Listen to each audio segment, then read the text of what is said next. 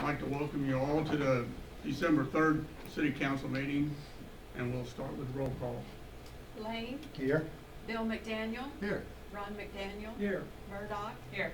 Walker. Here. Thank you, council. Everyone's present, Mayor. Okay, if you all please stand for the Pledge of Allegiance.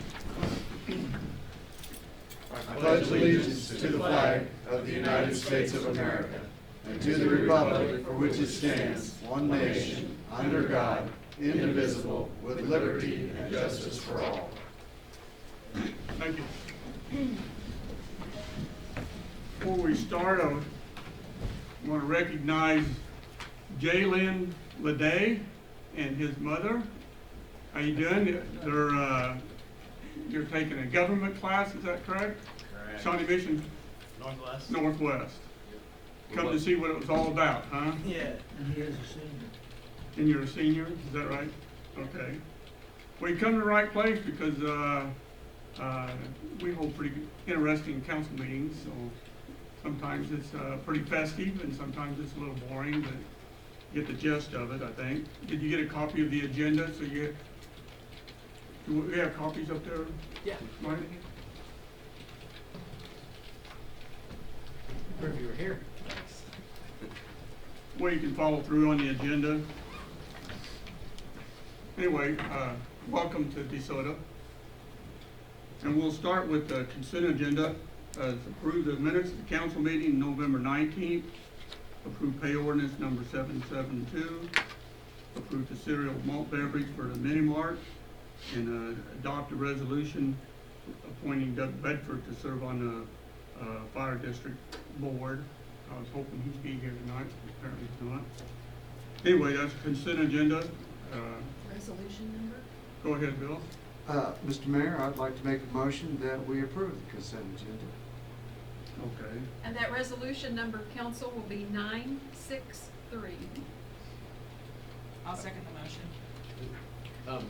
Just Okay. one clarification, Mayor, if I would. I Yeah. put on your desk, the resolution appointing Doug Bedford references a chart that the county has been keeping to keep track of all the terms, and Larry McCauley at the county has indicated to me he'll send me an updated chart, but this is the not yet updated chart. I just wanted to have that since it's referenced in the resolution. So when I get the updated chart, I'll attach that to the resolution that you're approving.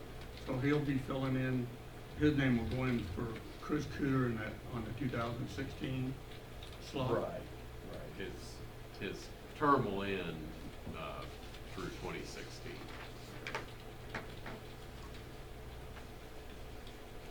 All right. Any further discussion? All right, roll call. Lane, Yes. Ron McDaniel, Yes. Walker, Yes. Murdoch, Yes. Bill McDaniel. Yes. Thank you, council. The motion carried. All right, next up is call to public. Members of the public are welcome to use this time to comment about any matter relating to city business not listed on this agenda. Comments that discussed under call to public may or may not be acted upon by the council. There's a 4-minute time limit. Do I have anybody that wants to stand on call to public? Okay, seeing none, we'll move on. Old business, we don't have anything in our old business. New business, 4A. Consider resolution establishing date and time of public hearing regarding the adoption of a redevelopment project plan for the Commerce Drive TIF district. Mayor and council, tonight's action is actually relatively straightforward, but I wanted to kind of outline where we are and next steps in the process, in part because J. Max Van Hoos with Harps Foods is here this evening and can answer some questions that you all might have with regard to the information that's provided in your packet. And I'll quickly walk through the information that was provided in your packet and outline the process where we are at this point. The formal action that we're asking for you all to take this evening is to approve the resolution calling for a public hearing to consider adoption of the project plan. The project plan is a statutorily required financial review of the project.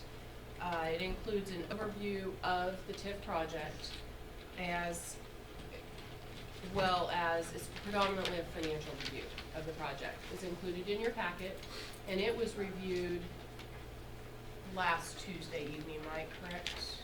That's right. I'm losing track of time. Planning Commission. By the Planning Commission, and that plan was reviewed for conformance with the comprehensive plan.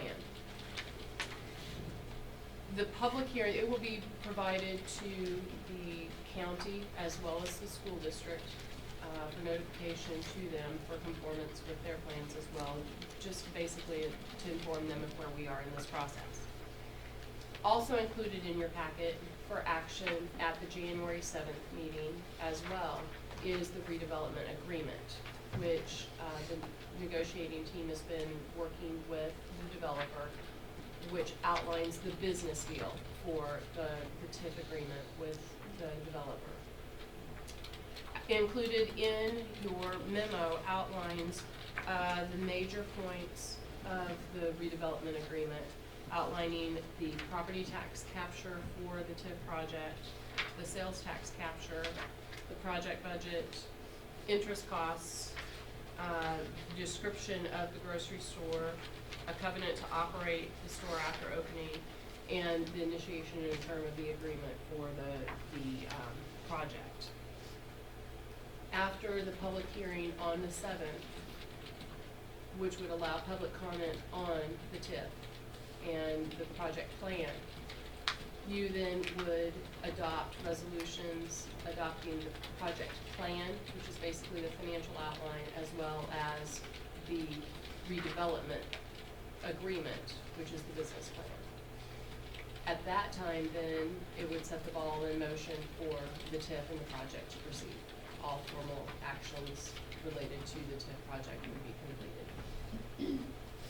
So basically, what you're saying is, this is just to set the public hearing. This calls for the public meeting, that's correct. But what we have done tonight, if there are questions that you all have for HARP's representatives, we'd like to be able to provide any opportunity for council to ask those questions. JMAX is not going to be able to be here the night of the public hearing, so he can ask some questions. Other representatives of HARP's, as well as their legal representation, will be here that evening as well. But we wanted to make sure council had an opportunity to ask any questions of him in advance at that time. The resolution number, council, would be 964. The question I get asked the most is when the project will actually start, when you guys will be breaking ground. Since there's a question, I'll come on up here. So part of the process here is we don't want to get too far ahead of ourselves. So once this is all approved, we'll close on the property within days after that, and we'll release everybody to start working on the paperwork. And the paperwork being drawings and whatnot. So I anticipate that we start working about June. Okay. June?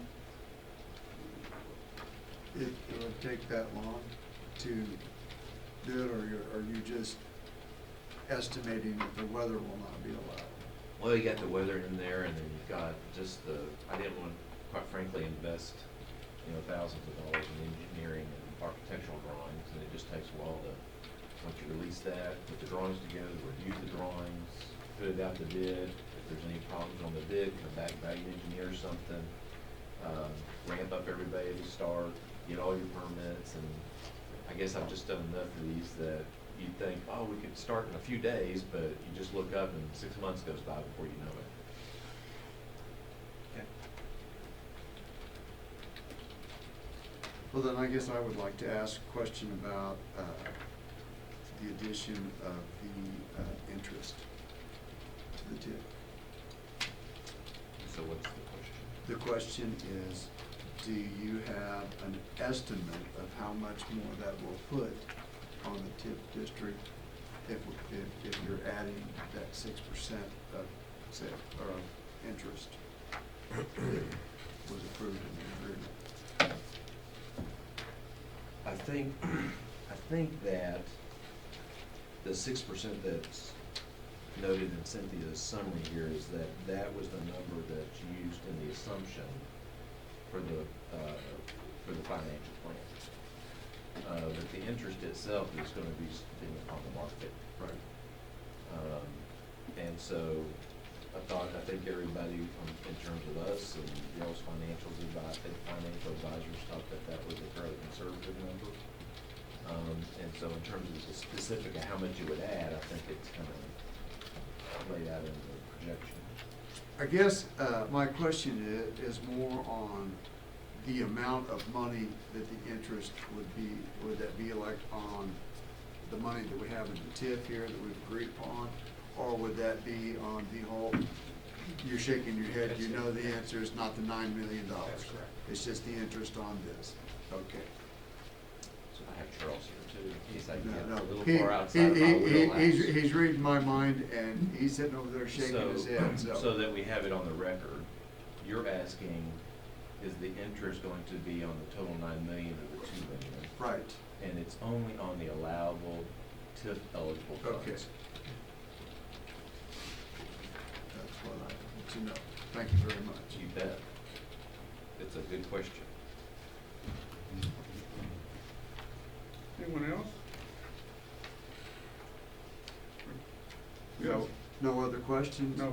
Mayor, I would like to make a motion authorizing a resolution of the governing body establishing January 7th, 2016 at 7 p.m. as the date and time for a public hearing regarding the adoption of a redevelopment project plan for the Commerce Drive TIF district As proposed in resolution 964.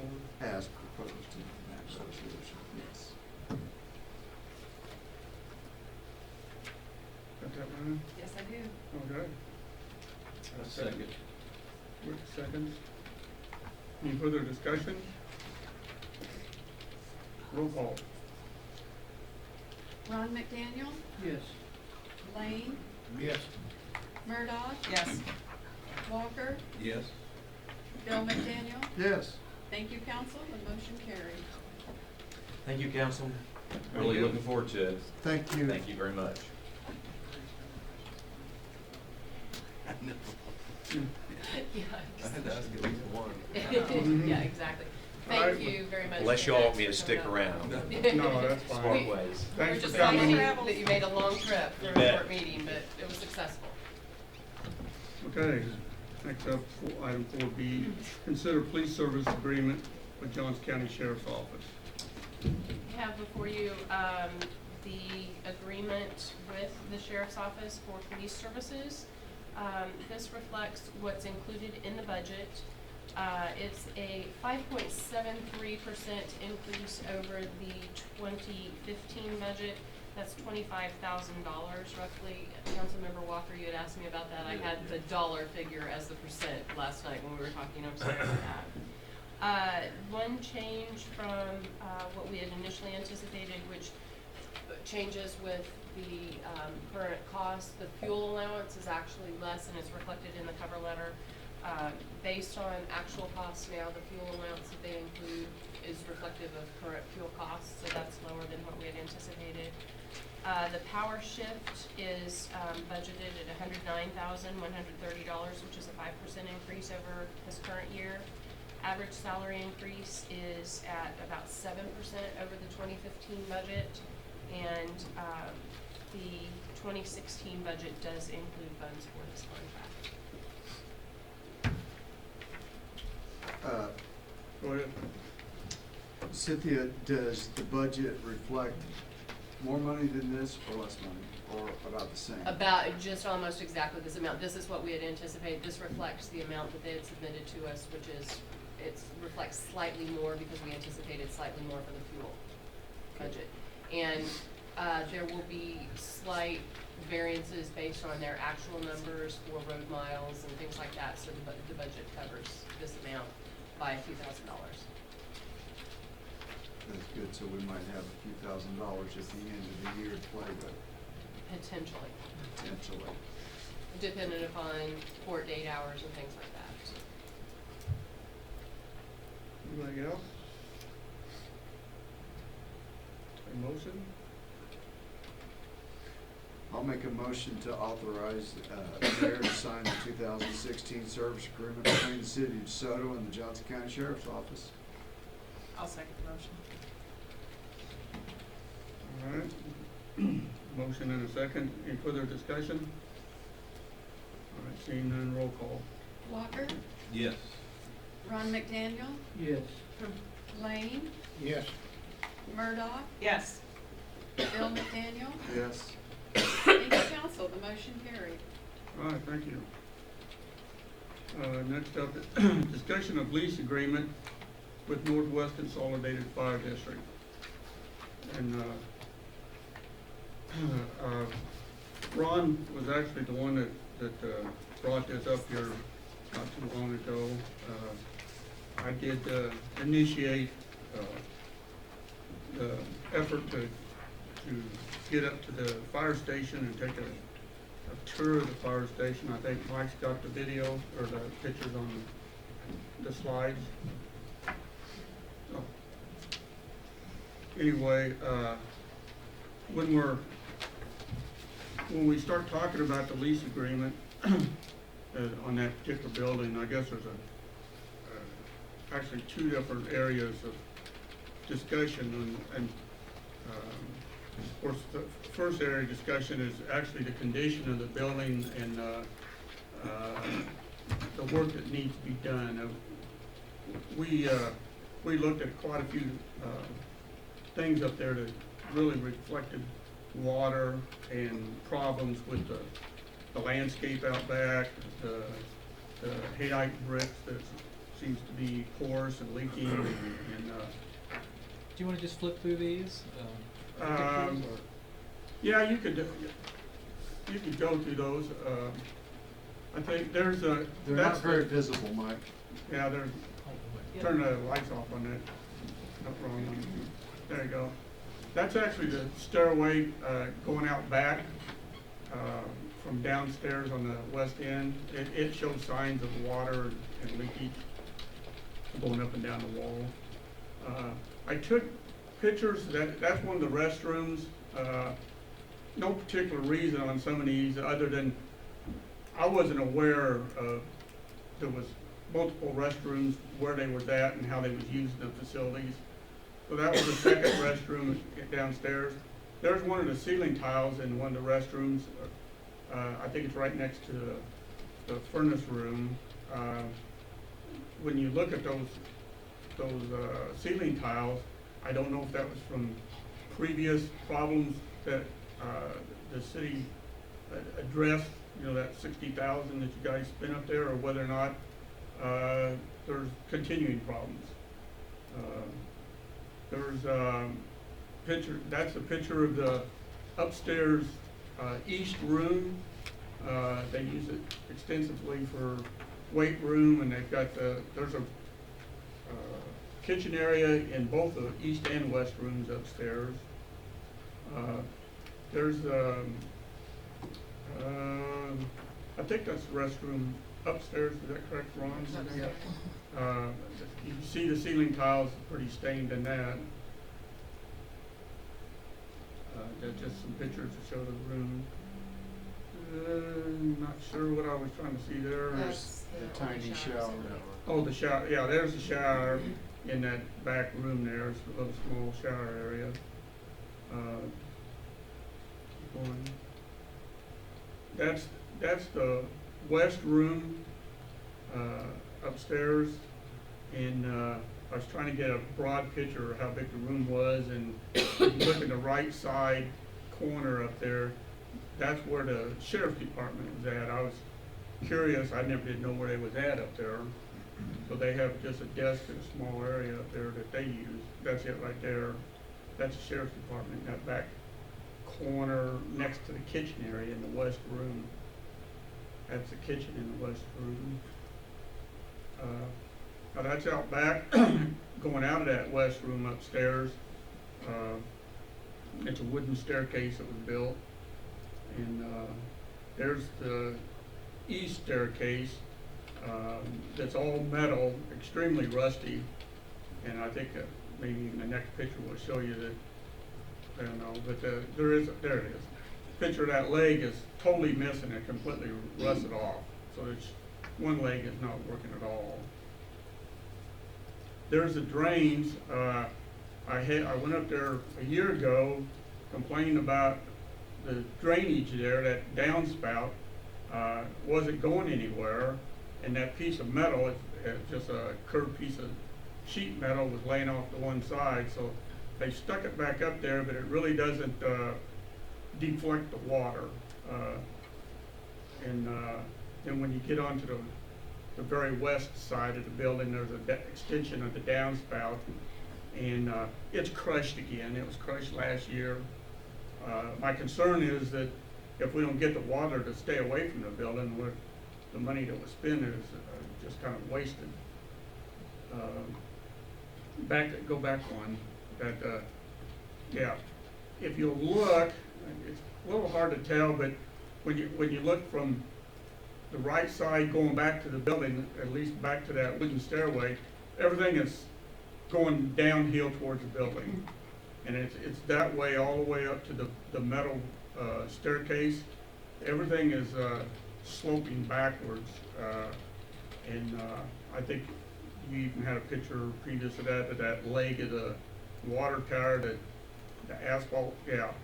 They back the trash truck up there, the dumpster's clear at the west corner there, and they've been backing up there so long, I'm surprised they haven't hit the lake, but they completely crushed all that asphalt there, so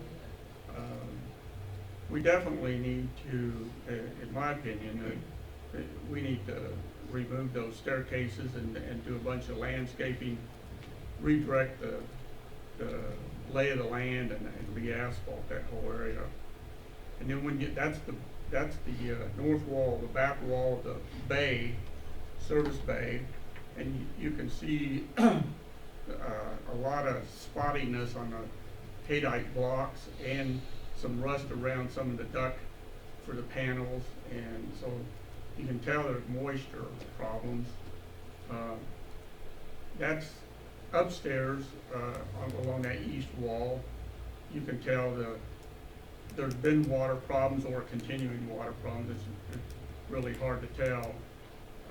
There was also a picture of the complete east wall down the bay, and right there, you can tell that there's, at least it looks to me, there's a deterioration of the haydite block at the purling clear at the top. Plus, you can tell the mortar joints and the haydite blocks look like they're really in bad repair, or something's going on, but I don't know if they're falling apart or whatever, but it truly, when you look at all those pictures, it really truly tells that there hasn't been anything done to the building itself other than money you spent on a few years ago for that water problem. But there is a need for, if we're going to continue to keep the building, which in my opinion, I think it's something that the city needs to maintain control of. There's a lot of history to that building, but regardless, if we're going to keep the building, we're going to have to spend a fair amount of money to do repairs. And then beyond that, the discussion of that's what I was trying to get with some of the pictures of the rooms, showing the rooms, of the usage of the building. Way I understand it, they have 2 firefighters that's up there most of the time. Now, they're using the whole complete building, which seems like a lot of building for 2 people. All the rooms that they sleep in, that they've made into bedrooms, are downstairs, either in Sarah's old office or back in behind. They do have dehumidifiers and fans going everywhere in those back areas, so they definitely notice an odor or moisture problem downstairs. But when you get into the rooms upstairs, I don't know, I kind of have a question about whether or not that's a good use for that whole building. That west room up there is a huge room that could possibly be used for something else, but, then you run into, you do have some access problems, if you're talking about handicap access. Plus, the east room upstairs, the only way to get to it is, of course, that metal stairway out back is pretty far off the ground.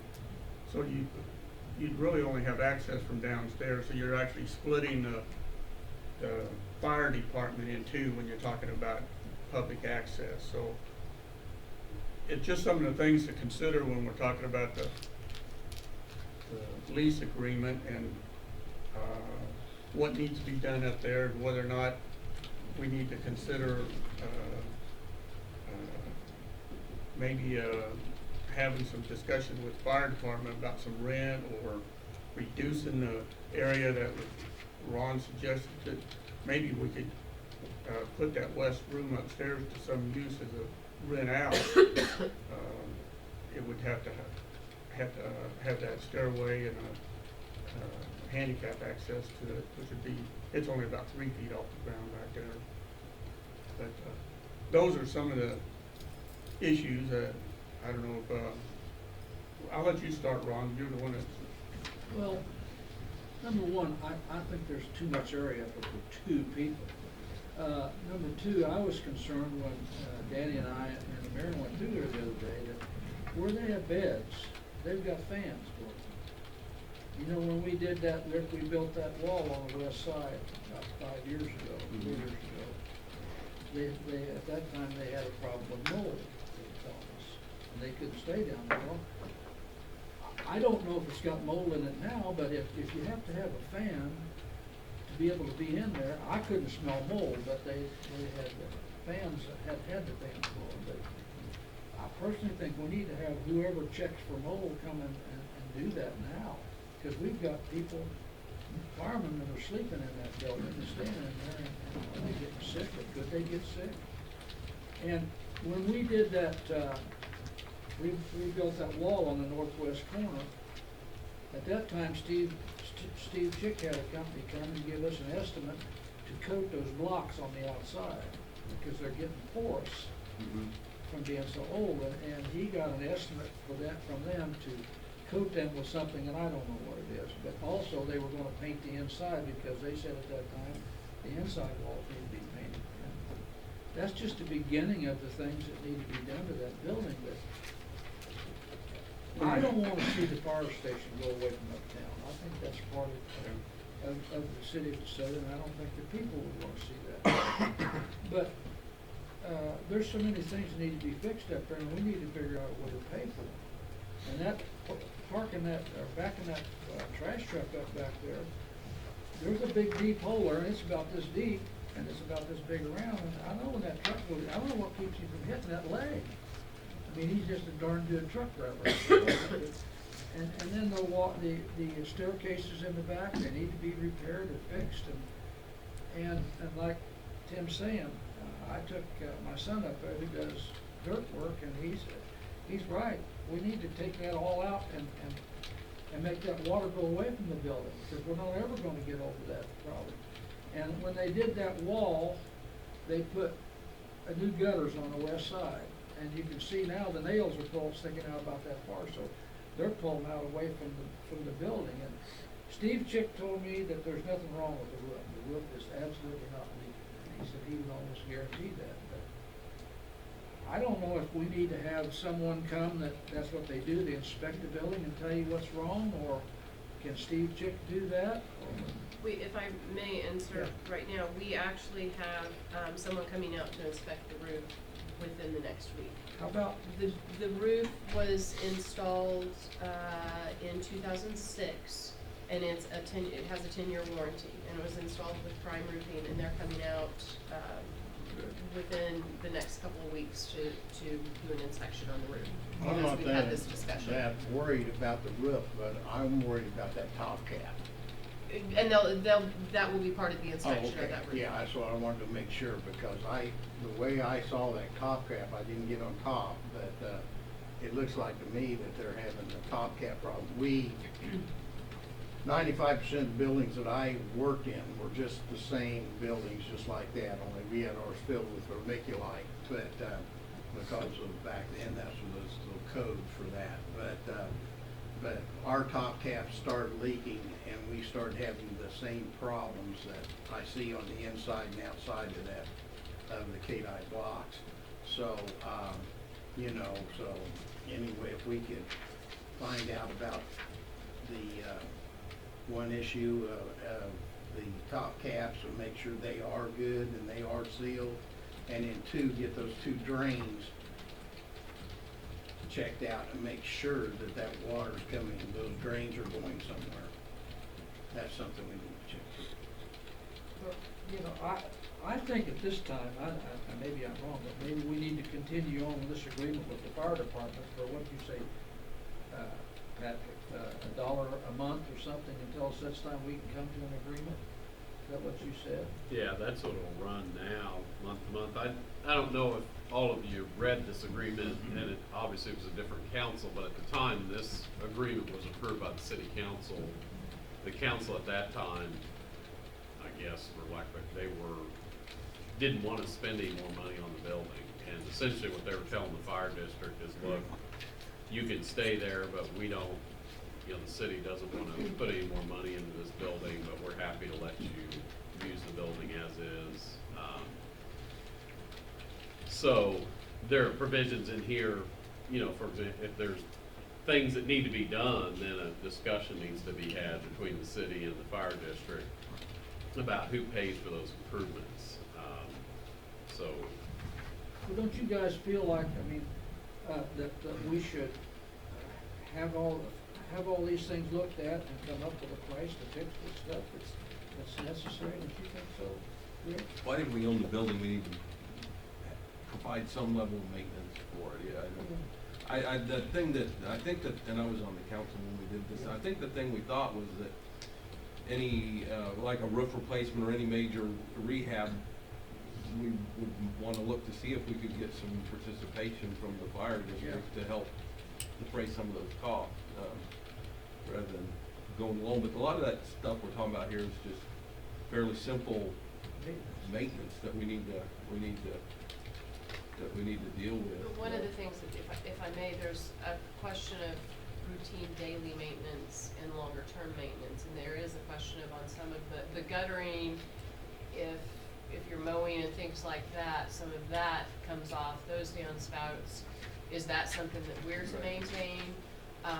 Some of the ceiling tiles, if there are issues with that, we've had some discussions over the last couple of weeks with them. They are working on removing and improving some of those. When I went through more recently, there are even light bulbs that are out and have been for a while. That should not be our maintenance, and the contract outlines that. There's some routine maintenance that leads to longer term maintenance issues that are some concern that we need to have an understanding of who needs to take care of what as well. And we're having some discussions with them on that. The question of mold you brought up as well, and in 2010, we did have three different times that the facility was tested, and at each of the 3 times, there were no higher levels of mold at those points in time than there were in the outside ambient air. That's good to know, because Yeah. they're having, And we've each got one of those those bedrooms had a results. fan in there. Right. I Well, don't know why, my but- concern is that those ceiling tiles, at least the ones that show the worst of the bunch, looks like to me, if I was gonna stay in that building myself, I'd wanna know, I wanna look up in that ceiling and see what's up there. I'd like to know whether or not there's mold or whether it's just rust now, or, you know, you can replace the ceiling tile and that covers up whatever, but I'd really like to know if there's any, long-term problems. That's why, whether Steve Chick does it or we have someone come in that is a professional to look up into those areas and make sure once we know that the roof, whether it's leaking or not leaking, that all those hidden areas are clean and don't represent some kind of problems, you know. We got ductwork running everywhere. If they're rusting out, there's no point just covering it up with ceiling tiles. But, I do think we need to have, a lot of that stuff looked at. Mr. Mayor. Yeah. I also, in fact, it was yesterday that I went up to inspect the building and I looked around inside and out. The problems that were discussed with the firemen that were on duty yesterday is that there are places on the windows where water is running down through the wall and they're catching it in trash buckets. So that would explain to me, like Danny says, if they filled those blocks with some kind, I don't know, from building block buildings in my lifetime, I don't know how you would go about filling all of those to make that structurally, you know, to get all the way to the bottom. Because everything is, you know, is staggered. Kinda makes you wonder about the caps on the roof. 'Cause Well, it makes me wonder whether or not the drains are even draining from the roof. And whether it's running down through the cap of that because the water is building up on the roof. And the roof may be good, but it may be holding water up there on those roof drains that are mounted. I saw other damage. The shower is upstairs. If you put them downstairs, then we have to build a shower downstairs, because I think the shower is on the 3rd floor, up where all the equipment and all that kind of stuff is, and it's very tiny. You know, I think a bathroom downstairs could be converted if we were to put money into it and put that up. Getting people up to the 2nd and 3rd floor, unless we built some kind of access from the outside that was ADA accessible, that means you would have to put an elevator in or a lift of some kind for handicapped people to get up those stairs in the middle. The block on the outside of it, a lot of that, I will state, number one, that I do want to preserve that building because I think it's a historical landmark in the town. And number two, I would love to see the fire department stay there. But all of these things that are gonna go on are gonna cost a great deal of money. And I don't know that the fire department would be willing, from the conversations that I had with the firemen that were on duty. I didn't even ask their names. But from the conversation that I had with those firemen, that they are looking to build a new building. Now, where they would get that money, I don't know. Their budget is already set as ours is for 2016.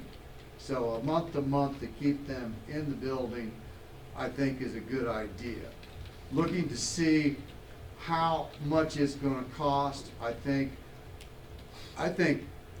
Mike and Chick, maybe even Rick, with the knowledge that they have, could actually go and survey and see if it's worth having somebody come in that's professional.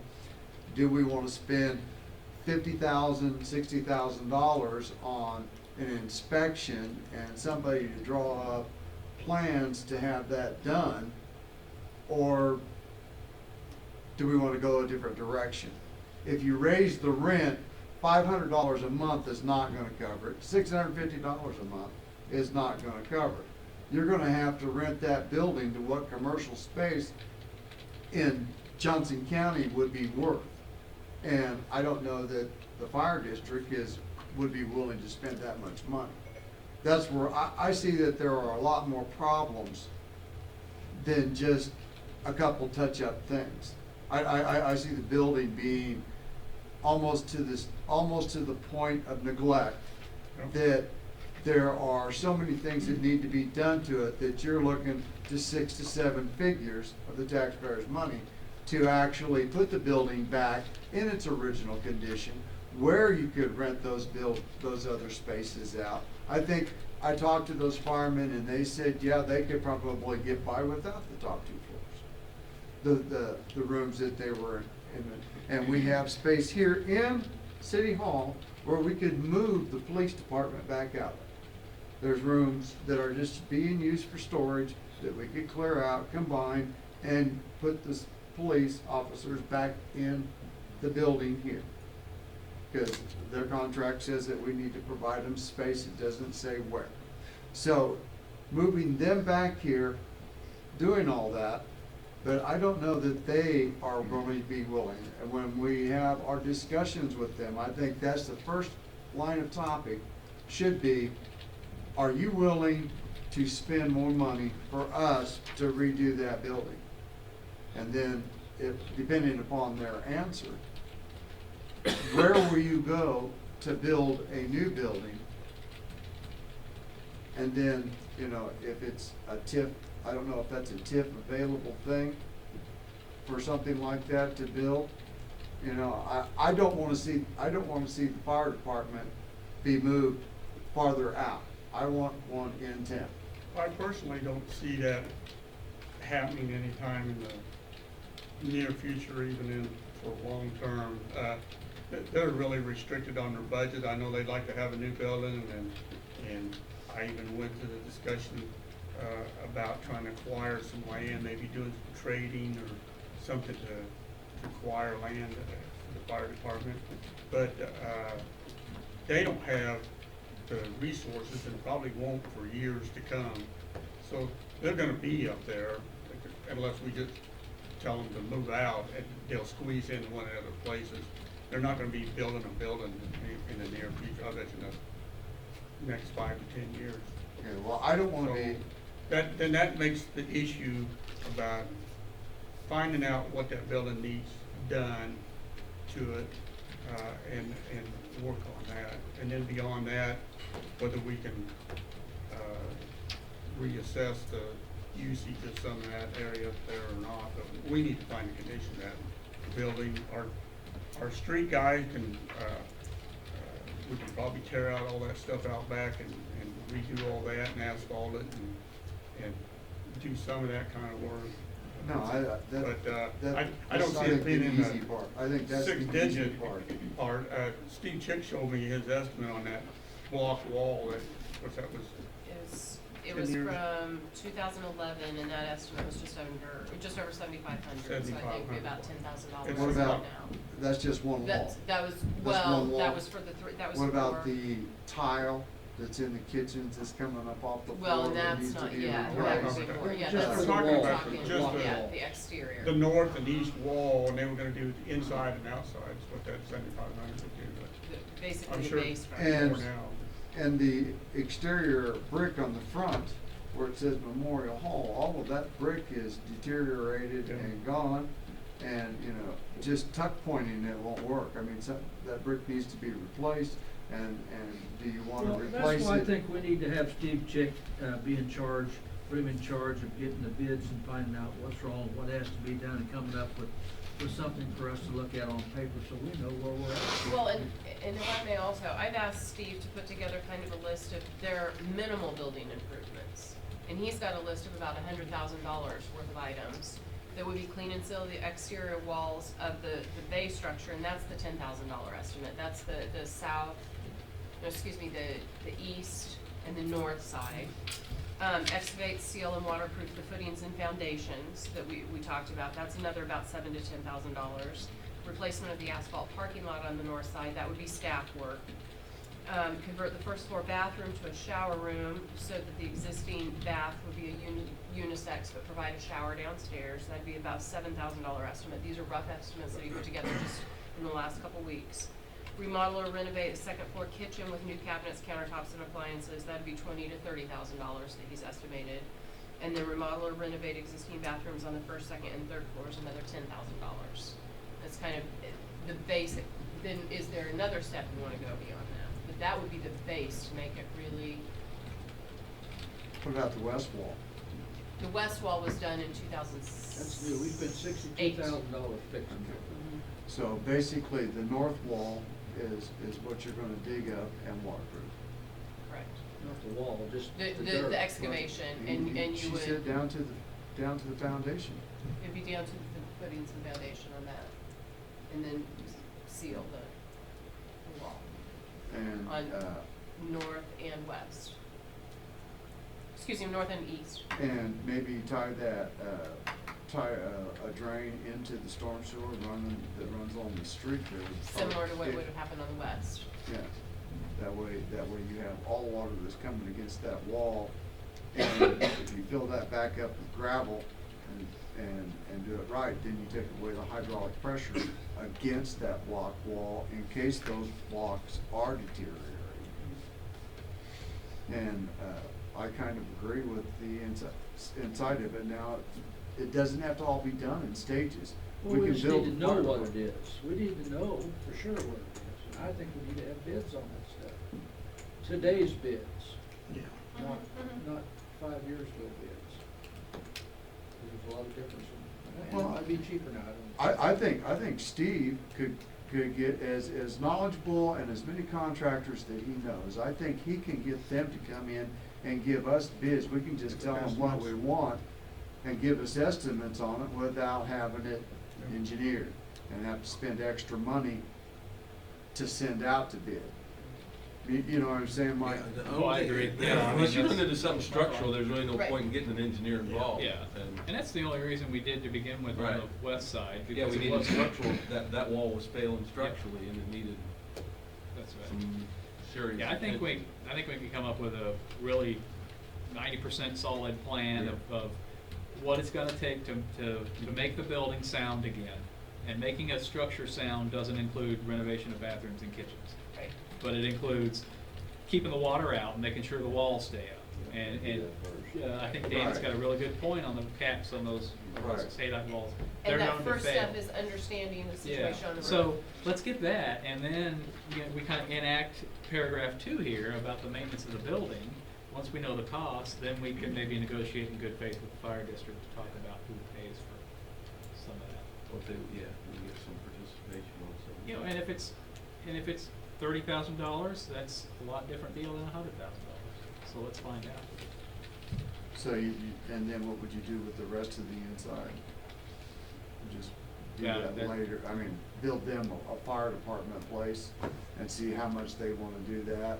And then the other buildings that we're wanting to rent out, just throw patches on those. Well, you know, I mean, I know that's a policy discussion for the council. I think it's probably the next step. I mean, the first step is, I think there is some neglect. Let's make sure the building's gonna be there in 30 years, and then talk about the inside. I mean, I'm sure that the plumbing and mechanical stuff with those kitchens probably isn't completely just aesthetic, but, you know, a lot of that's just aesthetics. Replacing of the floors, and sure, it'd be nice, and if we wanna have a top-notch fire station, probably does need a shower downstairs and things like that, just from an operational standpoint. But those sorts of things sound more like fire department responsibilities than We landlords. don't have in that with the 2 floors, we don't have a fire pole in And I was told that the fire chief don't want them sleeping upstairs because he wants them there, downstairs. closer to So they the call. Get on the truck and get out of there. Well, they were afraid, he's also afraid that one of the guys that I talked to was more than just a firefighter, and he was worried about the upstairs. People being asleep and then getting called to an alarm and then stumbling down the stairs. So, you know, it's one of those things that from looking at it, depending on whether or not they even want to stay, I think is the first question. Now, as a city, do we want to save the building? Yes. And then just the outside stuff, getting that done so the building doesn't deteriorate anymore. But as far as using it for other things, if they stay, then we have a secondary problem. If they're using the front door as an entrance to go upstairs, then that's 2 different doors that have to be secured so that the public has no access to them. And that, in a fire situation, if he's coming to my house or your house, and they the seconds count. So if they have to go through one door and unlock that door to get to another door to unlock that door, then it's seconds. And these are things that firefighters have told me. That, you know, some of those things come into play that we should think about. What do you, I mean, I would suggest that we would have a motion to direct staff to bring us a plan along with cost estimates for bringing the building back, making the building structurally sound with proper positive drainage away from the building. Make a few comments first. Sure. Okay. Sorry, were you making? I wasn't making them all, I'm just I saying just- that's where I think we need to go. I would like to comment though, kind of some of my ideas, what we've all talked I about here. didn't quite catch the. Guess It was Not not a a motion. motion, I Not a was motion. suggesting what our step City would like be. to make a Right. So, and this is not all positive or negative, just ideas that I've written down that I think we just need to kind of think about as we're going through this. And I agree with what you're saying, but these are my thoughts on the whole subject. One is that one of the biggest problems really realistically with this is that it is a historic building that we want to keep. And I say that's a problem because we have to put money into it if we want to keep it. We can't sell it because it'll get totally redone and it'll be tore down. If we don't do something with it, it's just gonna keep going where it's at. But unfortunately, we can't rely on the fact that the fire department will always be in it. Now, I would guess for the next 5 years or so, until they are able to build a new station, that's not gonna be for a while. But when they do build a new station, no matter what we're doing to this one now, more than likely, I would see that they're gonna go into one big one, just from discussions that I've had from anybody in the fire department. So we need to keep that in mind as we're deciding what we're gonna remodel this into doing. It is a big thing. If they were not in it, what use are we gonna have for it? And, you know, there's been talk about the upstairs and making it meeting rooms. That's fine if we feel that there's a need for that. But that's the big question, is there a need to put money into it to have meeting rooms? Do we need those? You know, and is that the best place to do those? Because we could remodel a lot of stuff here at City Hall and have meeting rooms if that's what we wanna do. So really think about that. Is it a cost that we wanted to put into an old building to have more meeting rooms? I'm not saying yes or no, I'm just saying these are the things that we really need to think of. Because our minds are all swayed on these things because it's a building that has historic value to it. But even the historic part, the front part that looks historic is falling apart. That takes extra money. Is it them fixing it or us fixing it? Remember also that any money that's put into it, whether it's us or it's them, and if it's rent, it's them paying us rent, you and I as citizens are paying that. So it's, you know, we say, well, we want them to do it. Well, your taxes are gonna go up for that. We want the city to do it. Our taxes are gonna go up for that. It's gonna happen no matter who's doing it. We do it, we have control over it. It's gonna be our building. Again, if they say, yeah, we'll do it, we're gonna stay in it for the next 20 years or 10 years even, that's great, let them do it. But it's gonna be hard to get them to commit, I believe. I mean, if they're not gonna be the ones that are in that building. The supervision thing, I think, you know, nobody's watching the maintenance of it right now. That's why it's in such bad shape. No one has for how many years. So if we, as we're going through this, come up with a list of what we want them to do and what we're gonna do. Have it spelled out. Don't just say, I mean, I deal with this in my rental space where I'm at. You know, the air conditioner goes out and I call the landlord, well, that's your responsibility. But yet it's not my air conditioner. I don't get to take it with me, but it's my responsibility, you know? So you have to, it needs to be outlined a little bit more as far as who's gonna do it. Because then the lights are out in the parking lot, they came and fixed that, but they wouldn't fix the air conditioner. You know, so it's kind of like, okay, really, this is not the way it seems like it should work. So you just gotta outline who's gonna do the maintenance from here on out. From what we've seen, the best project would be if somebody could come in and regut it totally and make it into that fire station they want, or the city building with all the needs what we want. But that's gonna take a lot of money to do that. To start patching and putting money into it, that's great if there's gonna be a future for it, but those are just things that, you know, we need to really kind of think about. But my guess is that the fire station, they're not, why would we sell it to them even? Again, they don't have the money for that. If they have the money for that, it's not gonna go into a building, you know, or that building. You know, definitely not that building. So, you know, my suggestion is still to let them have it for their $1 a month. If we wanna come up with some ideas and costs on how to at least get it stabilized and good for them to be in for another 5 years, but the way I see it, if they're perfectly content with some of the, interior problems and it doesn't bother them that they've got a roof like that and they're the only ones in it, not spend a whole lot of money in that until, I mean, structurally, yes, we wanna keep it, and keep the water out. But as far as going in and fixing a tile floor and how many bathrooms they use, if they're using 3 floors or just the bottom, let them have the whole building and do what they want with it and not try to say, okay, well, we're gonna take this top so we can do something for the community to rent when that, you know, we've got places that would be much more suitable, I would say. Even the bill of rooms down here that you're saying, well, we could move the sheriff in, well, we could be renting those out for meetings. You know, there's, you know, we have those that are already complete that we don't have to put money into. Because just remember, everything you're doing is going to take tax dollar money, whether it's us or the fire district that's putting that in. And I don't think the fire district is gonna wanna put that much money into something that they can't commit to long-term. And we just need to decide what we really want out of it long-term and how much we wanna put and commit into it also. So that's what I have to say about it. Which I do agree, though, that we should move forward and get some ideas of structurally, what needs to be done to keep the building there, if that's the intent of the council to keep it there.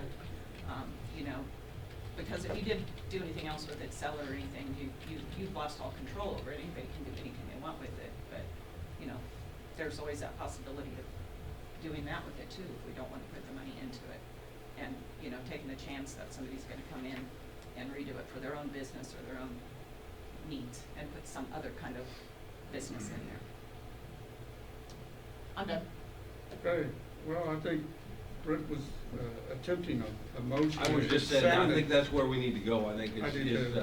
and I'm certainly not suggesting we look at any remodel. I'm saying it's an asset that we own. We need to put a plan together that will maintain it so that it stays standing. So, I guess with that, I would make a motion, we direct staff to prepare a plan and estimate for restoring the structural integrity of the Memorial Hall Firehouse. One more time.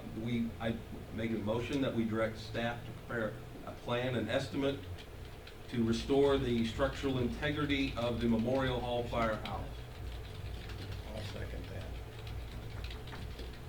And I think from the discussion, you got enough idea what we're talking about, right? Get that, Lena? Motion by Councilman Walker to direct staff to prepare a plan and estimate to restore the structural integrity of the Memorial Hall Firehouse. All right. Second by Lane. Yes. Yes. Any further discussion? I guess I'd just like to clarify, it's not an imminent danger of falling down, it's water issues that we're talking about here. Mayor, yes, I'll go to a point from being in the commercial industry about, and I'll address kind of what Lori was attempting to say on her landlord's deal. When you rent a commercial building, which we essentially are, your responsibility stands with the structure. Everything inside, or furnaces, or air conditions, even if a window gets broken, is your responsibility to replace that. Do they have any kind of liability insurance or renter's insurance? Do we have a certificate? They do? Okay. Yeah. Just one comment I have left. Those are the things I think we can address into a lease agreement when we get down the road at that point. Our current lease agreement has a provision in there for maintenance, it just doesn't really, Yeah. it says if we run into something big, it's gonna be negotiated, and, you know, it's better than yours, huh? You don't even get to negotiate. You know, Okay. just do it. So a motion in a second. Yes, there's a motion second on the floor. Roll call. Murdock, Yes. Bill McDaniel, Yes? Lane, Yes. Ron McDaniel, Yes? Walker. Yes. Thank you, council. The motion carried, Mayor. Okay, thanks. On that, do we need any consensus on continuing the lease on the month to month? I mean, we didn't really address the. Yeah, no, we didn't. The I lease mean, agreement part. Is there anything wrong with continuing for another year on it? I mean, does it have to be month to month? I mean, if either party wants to get out of it, it's $1. I mean, we're not Well, gonna it's, be mad if they decide they don't wanna stay in it, and why come up with this, and, you know. Is it necessary to have to do it for another year? Yeah, I was gonna suggest, if everybody's comfortable with that, I'll just do a couple paragraph addendum to this, just extending this lease for another year per the same terms, because I do think it's good just to have it. And maybe we could Have it in writing. add kind of here's what we expect out of you for Yeah, some basic maintenance Some basic requirements. maintenance requirements that they could be Light bulb responsible gutters for. and cleaning. But as far as the interior look of it and what's going on, I mean, you know, if they're okay with it, why? They have Good thing I'm no not a way, fireman up there. they have no way to get on top of the roof, Rick. Firemen don't have ladders? They don't have a 25 foot. They don't have a truck with one of 25 those foot. big. They could, They told Talk me, to the other they told me that if departments. any of the buildings caught on fire downtown, their job would be to keep the water going on that until Lenexa or another fire department got here. So the answer is no. I think it's good to have a relationship with them and have them go ahead and go to the other departments and call Leewood and Olathe and have They- them come over and give a training session. They do have communications with them, and That's what that I'm is, saying, they that can is get their one over here plan. if they want. They need a training And they have session. mutual aid with all of those. You know Yeah, what and I they have mean? training They sessions need where a they training take those session right anyway. now. They can come over and look at it if To they look want. at- I do not want to make our fire department mad, because I do not want the fire department to leave DeSoto or that building. Okay. I make a motion that we direct Patrick to bring back a updated lease agreement to extend the lease for another 12 months, and that provide some wording to cover basic maintenance in addition to what we've already got in the agreement. I'm I'll sorry, second I that. had a conversation going back here. I didn't catch all that. I made a motion to have Patrick bring back a lease agreement extending the lease for another 12 months, and to add additional stipulations for basic maintenance. And I seconded it.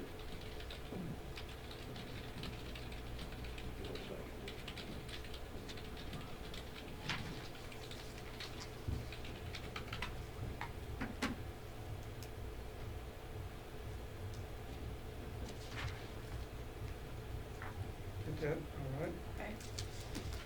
Any further discussion? Now that's still an agreement that we can terminate at any time when, if we, what's it take to terminate the agreement if we get to the point where, let's say, we wanna limit them to one floor or whatever, and they don't like that idea or whatever.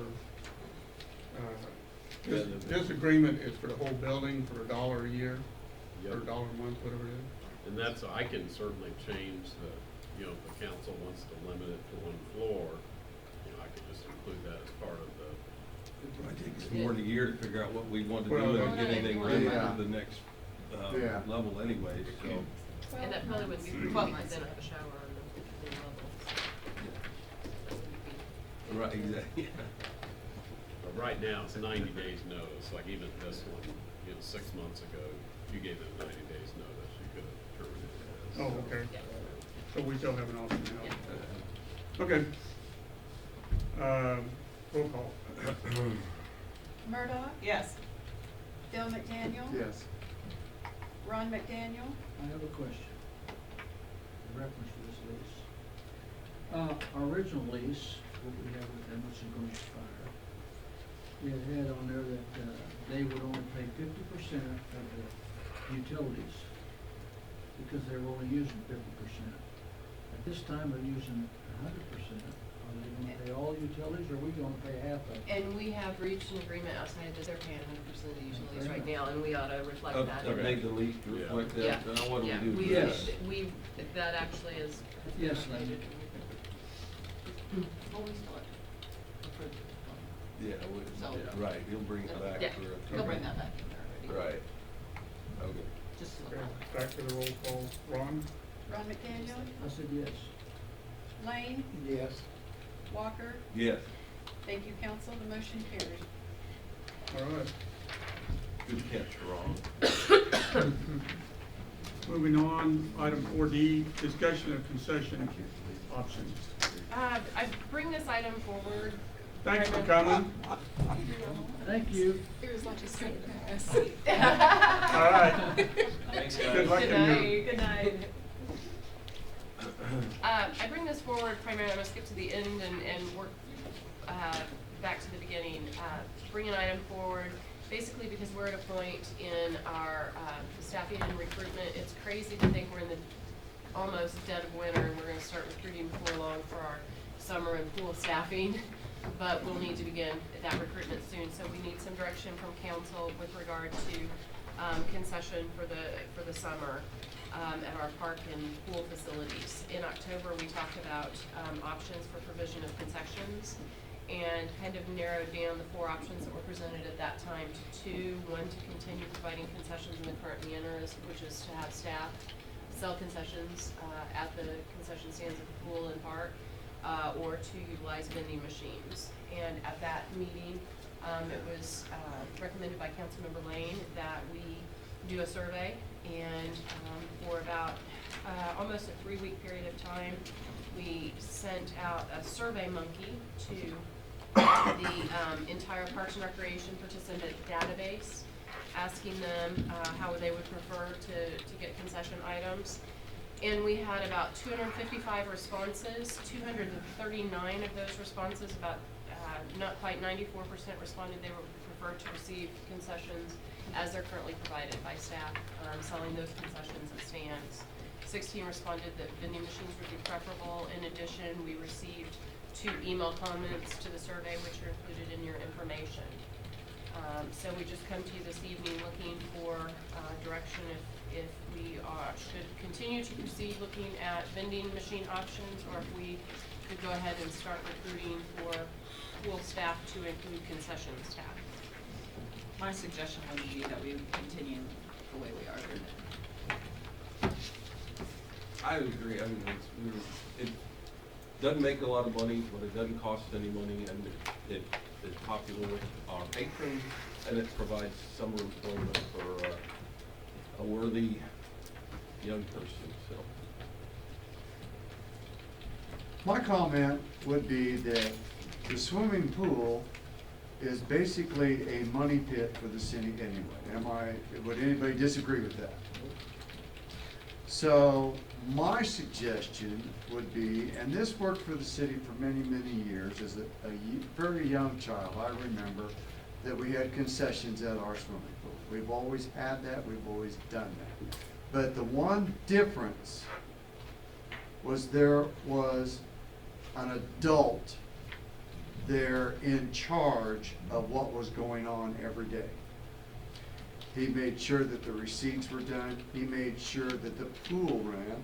He made sure that the young kids that were out there were not just running around, playing around, that they were doing their jobs.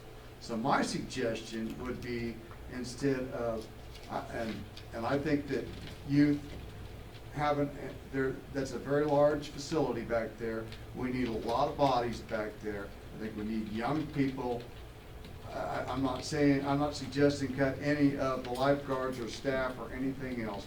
My suggestion is that we put somebody, an adult, and that definition can be very broad, but somebody responsible, like the gentleman that we had running the old swimming pool when I grew up, in charge of the concessions and the lifeguards running around the pool to making sure that everything went smoothly. Since we're already throwing money Do we in. not already have that though? We have Justin is in charge of the pool. and Is he there, supervising. is he there all day long? From the No. time the pool opens until the No, time? he manages the pool. Okay, but does he manage it from the pool? No. That's what I'm suggesting that we do, is we have a pool manager. We've had that. He is the pool manager, he's the aquatic center manager, and he is out there, I would say, probably 60 to 80% of the time, sometimes more, which Okay, is that- probably what would be the exchange. I'm not saying that his responsibility should be taken away. I'm saying he should still be the pool manager. I'm just saying that we need an adult down there to make sure that everything is taken care of and put away, and so that it is in order. I think I mean, as I understand, and that's the reason why we know where we were at the end of the year, we have controls in place. They're doing daily inventories, they're closing out the registers every night so that, I mean, I think those controls are in place. I don't know what value we would, I mean, I think it'd be a lot of expense for, not a lot of extra. Well, and we control. have a supervisor down there who is in charge down there, not always the same, because you can't have somebody there the entire summer because we run into wage laws of the number of hours they can work based on part-time. But we have someone who is in charge down there, who is the senior employee, and they And are. how old is that senior employee? It depends on who they hire. I mean, they're usually someone who is of college age. I was looking for a little bit older. Yeah, but And you run into sometimes the it's harder problem to of find that finding individual as somebody well. who wants that kind of a job that's an adult to go down and work for minimum wage at a swimming pool. You know, it's a job that if you can get by with having a college age person, or even, you know, that's a good experience for them. I mean, you're not dealing with thousands of dollars, you're not dealing with crime, you're not dealing with things that they can't, I mean, it's a really good experience for kids to be, and if we're doing fine and we've been able to trust them and things are going well, I'm not really sure that it has to be, I mean, at what point does an adult, you know, I'm so sorry, some of the adults that you would be looking at hiring for that position may not be as responsible as a college kid. Well, my idea would be a teacher. Well, A local teacher that has the summer off and has that, or maybe two local teachers switching shifts so that way if one of them had something to do, and that's still putting money back to a local person, if we can get that out there. I mean, that's the way we did it when we had the old pool. And it was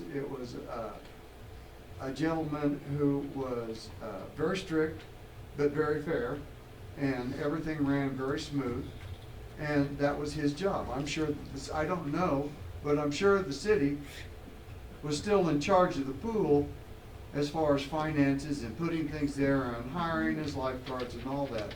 But he was in charge of the snack bar, because he was in it all day long, unless he looked out the window and saw me running and jumping and doing a cannonball, and then he made me sit by the fence for a period of time.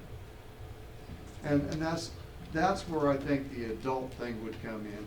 He was a teacher, and I think that if we reached out to somebody, I'm sure there are probably several teachers that would go want work to. for minimum wage at a summer pool on their summer off, when that's part of the reason why they like being a teacher is because they have their summer off.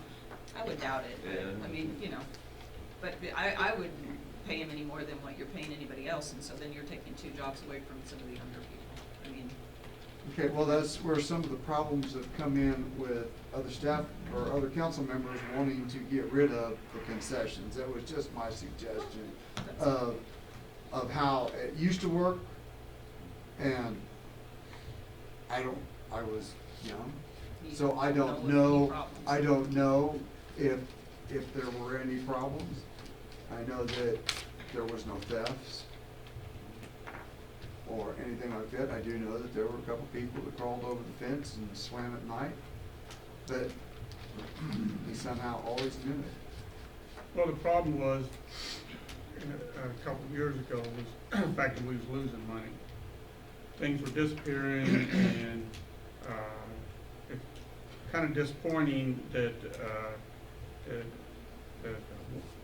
people supposed to be in charge of that wasn't doing the daily balance and the inventory, all those things that could have led to a little closer idea of what's going on. And the way I understand it, that's all been addressed.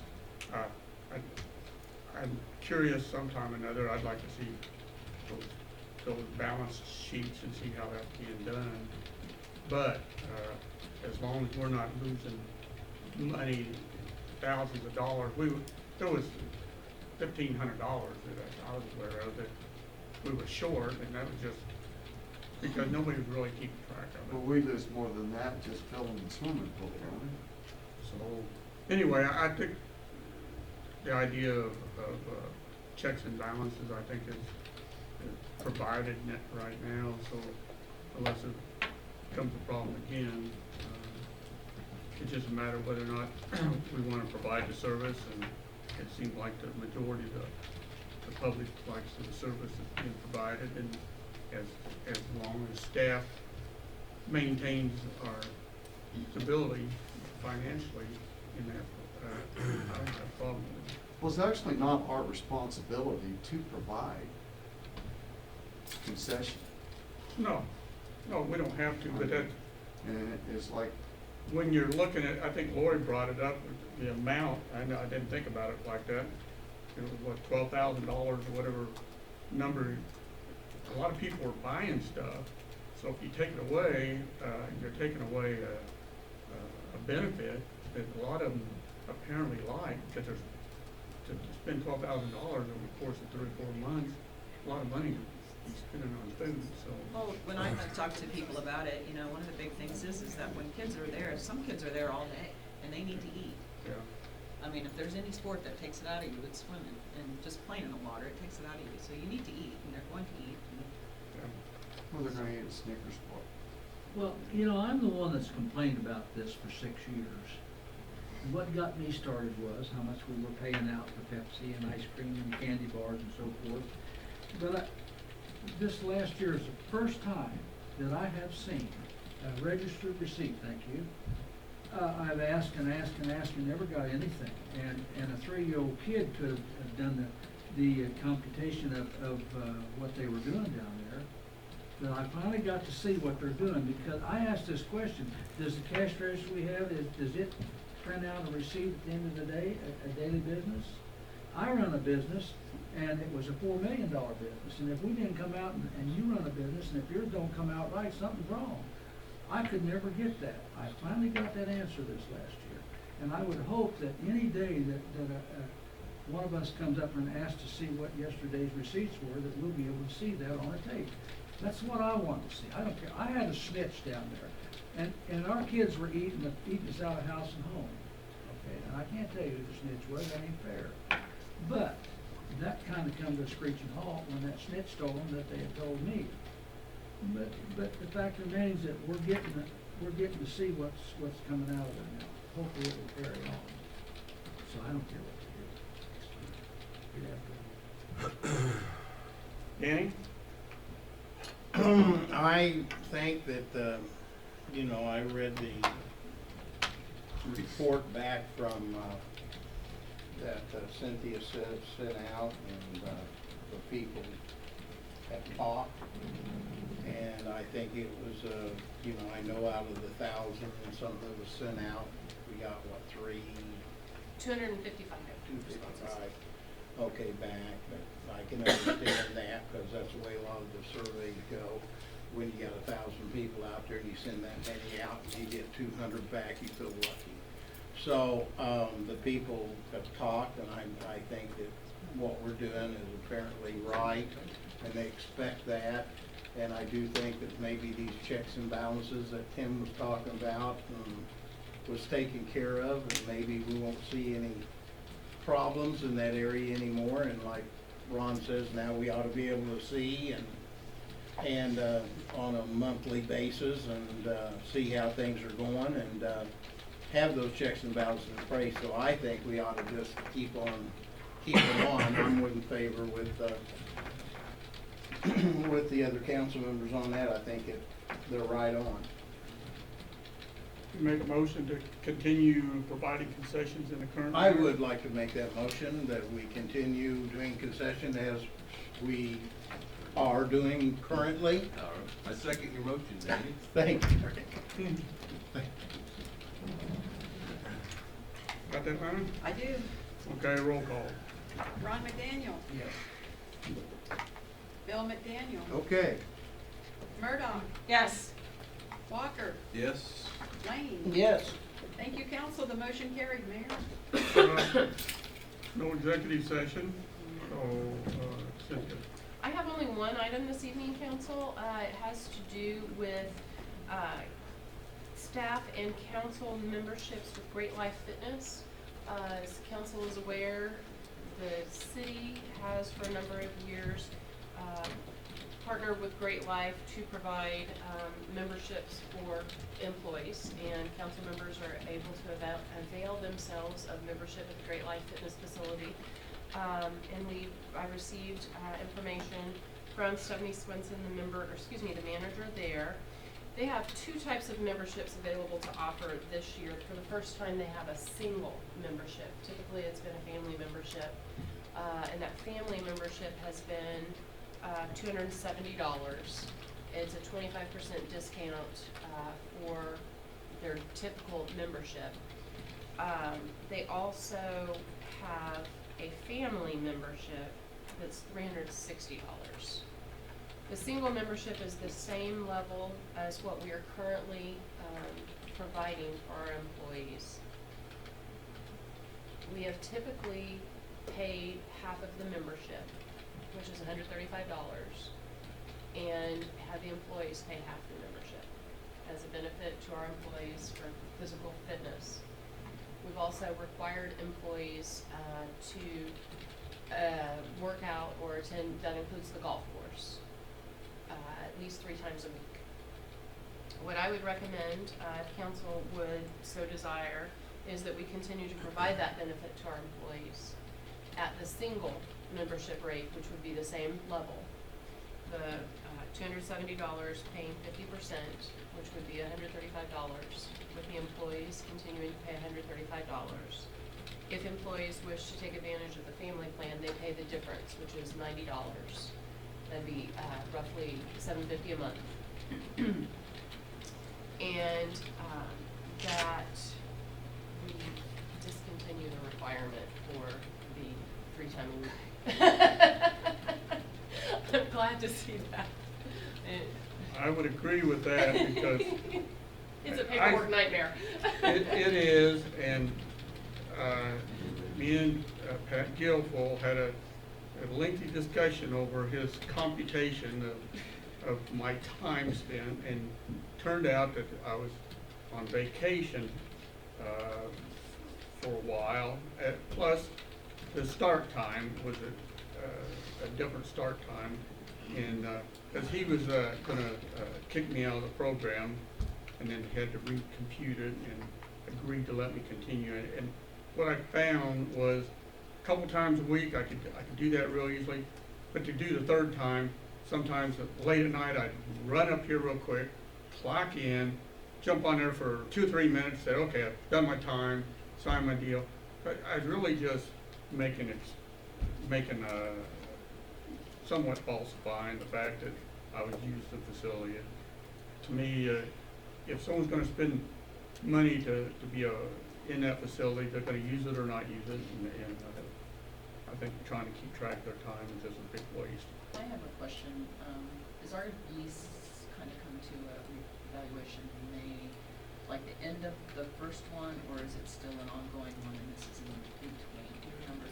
No, if we want to terminate the lease, then we have to give a notice of 120 days. The anniversary date is June, so we would have to be making that notice to them 3 months before June. So that's something Cynthia and I spoke of today, that we need to provide you guys information on. Well, I think it's time to reevaluate that. Number one, I think that we should tell them that since they have not had an increase in rent, that we should not have an increase in rent. And if we want any of our employees, we should get the family rate, what we've always been getting for the same rate. If they're not agreeable with that, I think we should look into the fact that when it's time to renew our lease, that we maybe take over our own fitness center. And if they're not willing to work with us, then maybe they need to find another place to rent, and. I've maybe never we- understood why they charge our employees. Well, I agree. I never thought, I don't You know, use it, but. We're not charging them. How much do they pay? They pay nothing. Nothing. They pay nothing and they're charging our employees? Just they, Whoa, just in fairness, the deal that they struck with the city, keep in mind that stage was just a stage. Yeah. And so what their, the deal was they, did all the construction. And there was quite a bit of stuff to do, the They access have a lot of money to doors. build it out. And so they spent all the money to build it all out, and the deal was they would not pay rent until they reached a level of 400 members. And upon reaching the level of 400 members, which is measured in May of each year, then they have to start paying rent. They've not, and we kind of went through this last year where it's kind of sketchy, whether they had, because it did look like they had 400 members earlier in the year, but I talked to Stephanie about that, and she said, yeah, we usually have a big number at the beginning of the year, but people, trail off as the year goes by. So that was the idea, that the city would get an amenity of a fully functional, equipped fitness center. The city didn't have to pay any money to get it up and running, but the flip side of that was they were gonna get free rent for, until they reached the level of 400 members. I mean, the cost to us would be equipment, to put equipment Well, they in, got right, plenty and of somebody to fire manage it, department. which, Manage all it. they're doing is the managing. fire department equipment It's- was donated by a local citizen. The fire department did not buy any of it. I know, they got plenty of it up there. No, but I mean, the whole point is that if, the building is now finished, I think it's time to I was reevaluate. against that when it the happened. whole thing. I Oh, just felt like our employees should have got to do it for nothing. Well, we didn't bring that up though at that time. When we were discussing did. that, we didn't bring it up. You brought it up in the years since, but not when we originally were Just- doing it, I I don't just, think, so. But I agree with you, Ron, I mean, wrong. they should, they're not paying, definitely they should not be increasing what our employees are getting charged for it, or, I think we start to evaluate whether this is something, other communities have run their own fitness centers and their gyms, and it would not be a big issue, I don't think, for us to do the same. Well, And we would probably make a little money off of it. there are studies out there all over the place about employees not missing work from being healthier. And you go to any doctor and they'll tell you, working out and that type of thing, even construction people who think that they're doing hard work, these are using different body parts and muscles and getting their heart rates up to a healthy rate. It makes it easier and less cost effective on insurance. I don't know what our insurance rates or how they're going since Obamacare. But in the past, if you had unhealthy employees that worked for you in the outside world, your rates went up. So, Well, I think Corey's got a good I idea. do too. that- I think we I'll take counter, that. we counter Yeah, offer, counter but that. why Yeah. are you increasing the rate? Keep it the same. We're not increasing the rent. Yeah. What has changed? I'll take that to her, if I'm able to get that at zero, you all. Is there new equipment in there or am I missing something? No, there? there's no change. All right. There's No, I that's my completely point, agree. to keep this Yeah. isn't the first rate, This it is- increased right. last year. It increased last year, this is the same rate as last year, the single Uh. rate is, But the the single single, but rate is someone the like same as the myself family, which is, yeah, is- right, You right. know. In response to Councilman McDaniel's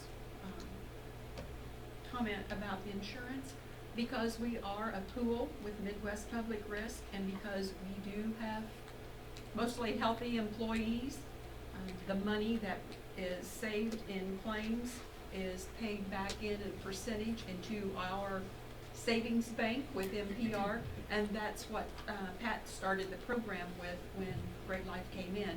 So the half of that the city pays for the employee actually in the past, and I don't know where Cynthia put it for 2016, but it did come from our savings bank at Midwest Public Risk and our health fund.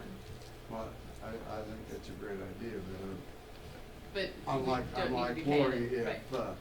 if they're not, if we're not getting any money from them, then our employees shouldn't have to suffer the consequences of them raising rates. Now, what they want to do to any place else. I agree.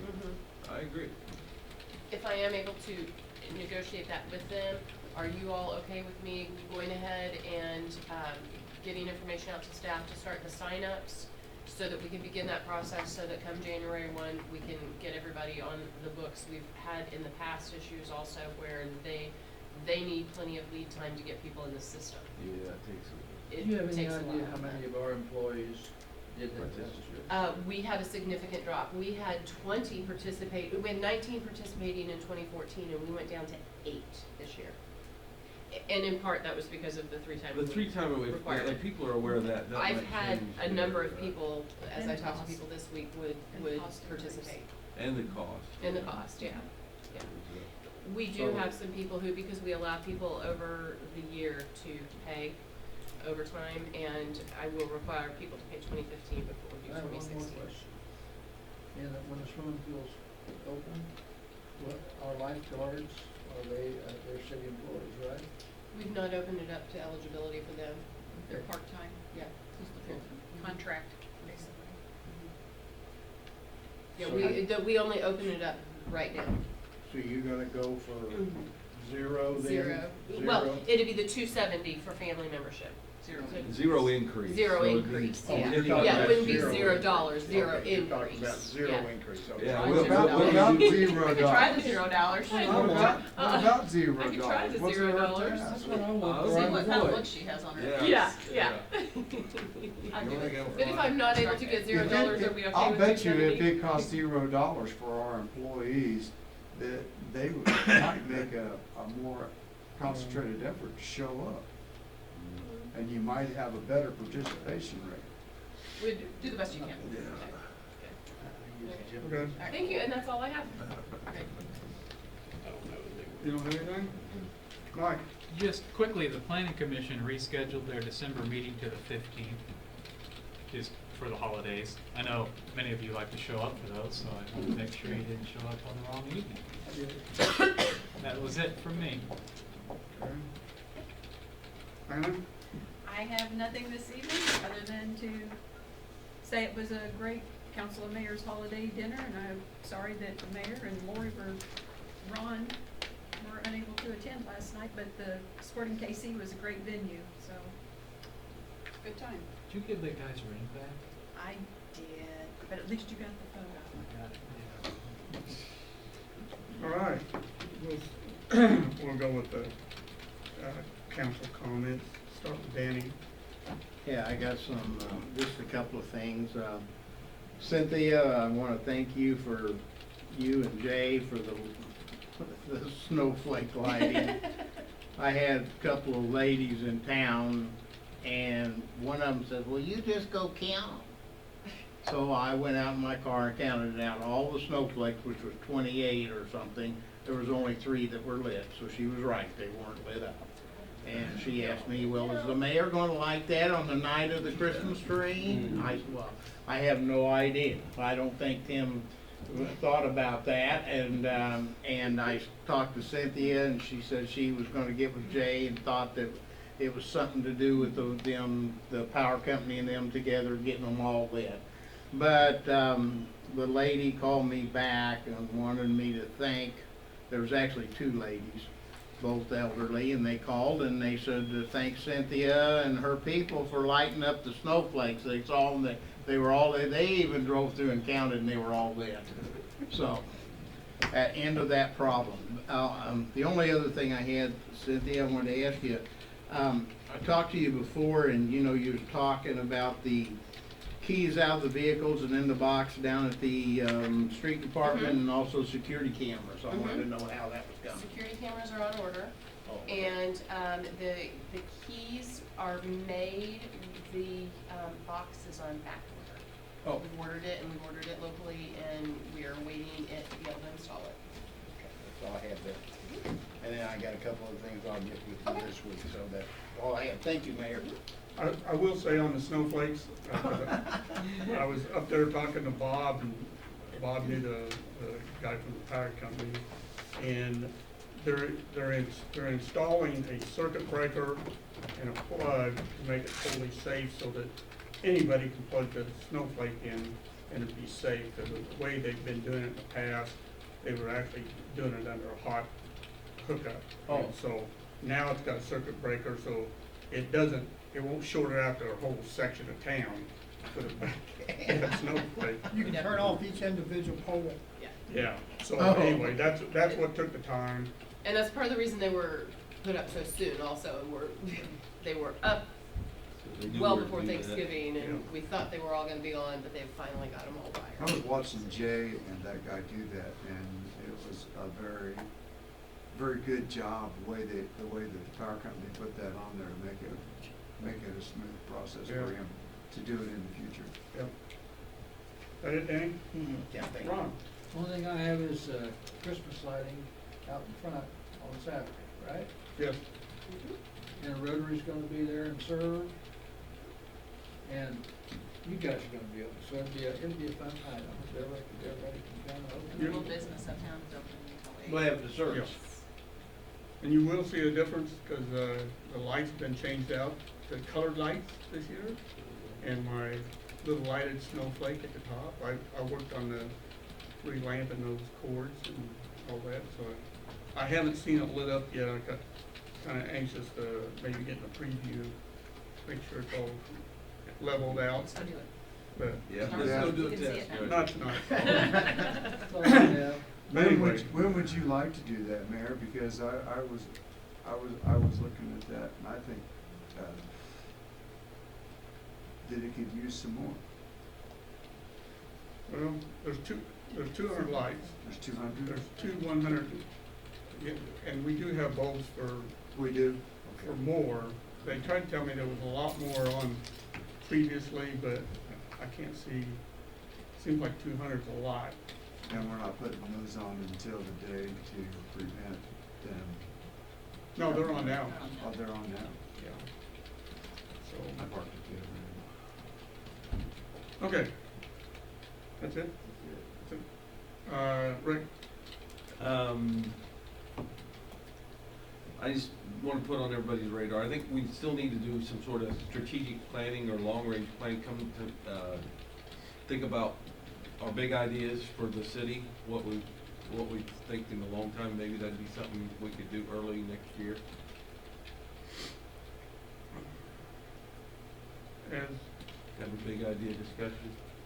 at one of the council meetings? Yes, the council meeting. Discuss the future. Okay. I guess we're having our, housing, work session, or is it gonna It be will be part of the during, regular meeting?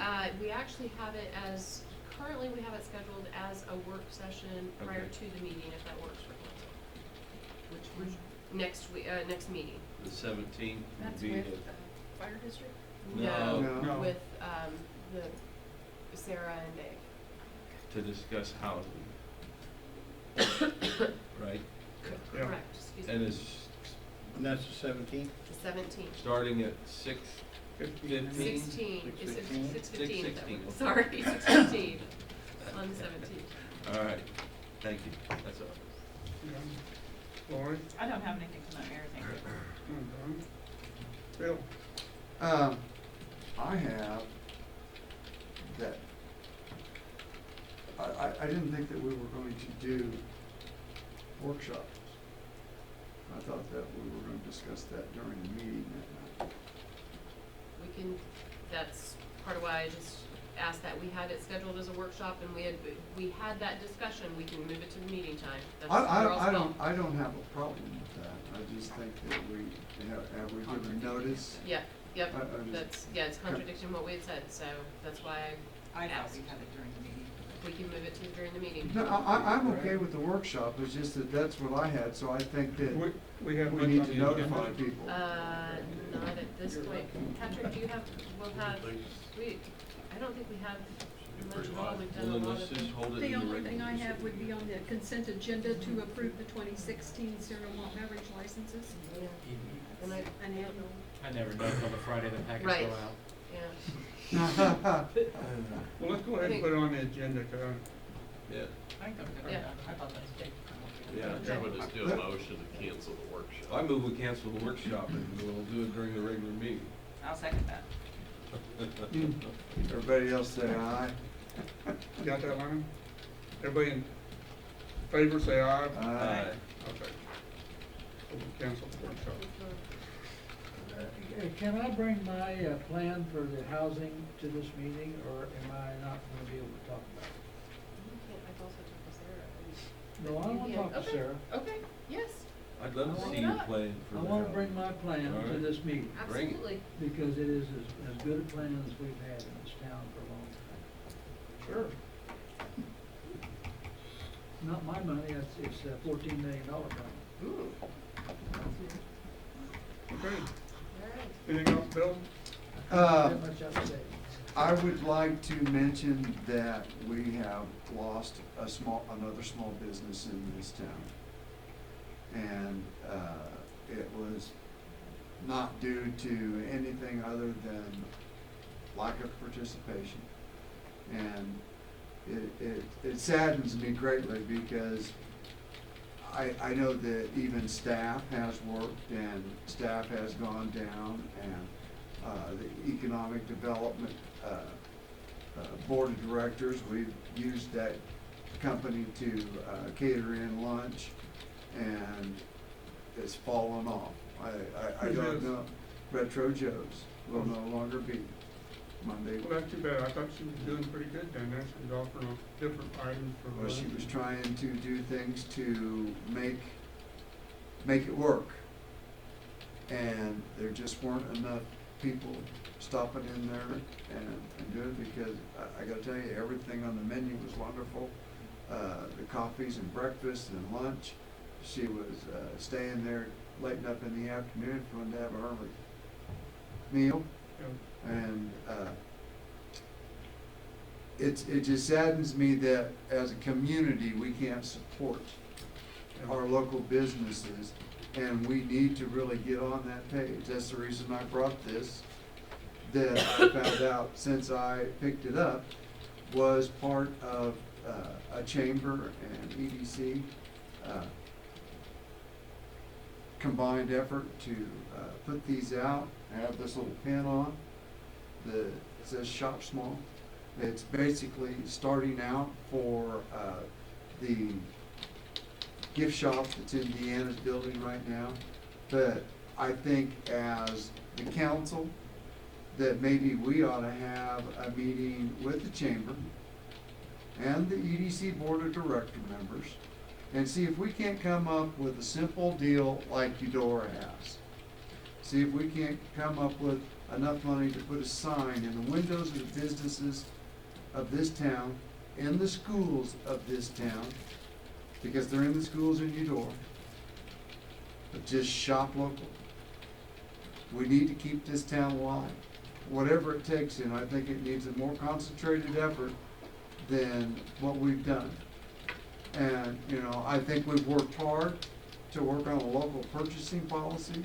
I think we need to take another step and see if we can't get out in the public and talk to people and say, hey, have you thought about this? Have you gone there? Well, we've talked about the direction of the EDC as far as bringing in the big golden goose and all Right. that, and comparing it to what they could do to support and help small business and fill up some of the storefronts and some of that. So, seeing how that you're on the board now, I think we ought to enter in that discussion a little more with Sarah and them and the chamber about what can you do what can we do to support a small business and local business. Because I think the big businesses, you know, she'll come and she'll get her thing from the state, the Commerce Department and all that, and do that part. But as far as daily, weekly, or monthly, going out and seeing what we can do. I know you go a lot. I've talked to almost every business in But town. I think that something we can really talk about is trying to find a way to keep from losing more businesses. All right. That's all I have. I just, Do you? Okay. I have one thing, Cynthia asked me some time ago about evaluation, and so I'm gonna give these out, to each one of you. What I've done was taken the city's evaluation form, and I've, reconstructed it kinda in, to where it'd be more along the lines of a city administrator instead of an employee. So what I'd like for you to do to start with is to look at these, and if you don't have a problem with the setup, you can go ahead and fill it out and return it to me. If you think there's some problems or some different areas that need to be written up differently or looked at differently, then make those changes and get them back to me if you can by the next council meeting, and I'll continue to move forward with that process. There's a copy of the her employment agreement, and it also has a job description and some of that stuff with it, so I'll hand them out to you guys. Give you something to do over the, if you don't get done the next 2 weeks, it's not a big deal, we'll continue. I just want you to look at that and see, if that's okay with you, we'll move forward on it. If there's some changes or different way that you want to look at some of that, make those notations and get them back to me, and we'll continue on with that. And that is all I have. How about himself, other side, is he talking tonight? He had, Patrick? He had his Oh, I chance. told the mayor, I didn't have anything. Yeah. I make a motion, we adjourn. Second. Motion and a second to adjourn. All in favor? Aye. Okay, we're adjourned.